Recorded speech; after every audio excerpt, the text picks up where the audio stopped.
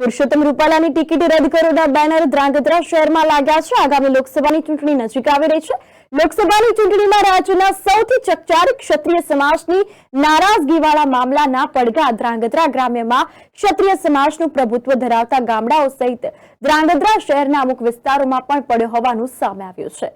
એક તરફ રૂપાલા માફી માંગી ચૂક્યા છે, તેમજ રાજ્ય ભાજપ હાઈકમાન્ડ પણ ક્ષત્રિય સમાજને માફી આપી ચૂંટણીમાં ભાજપને જીતાડવા કામે લાગવાની અપીલ કરી રહ્યું છે।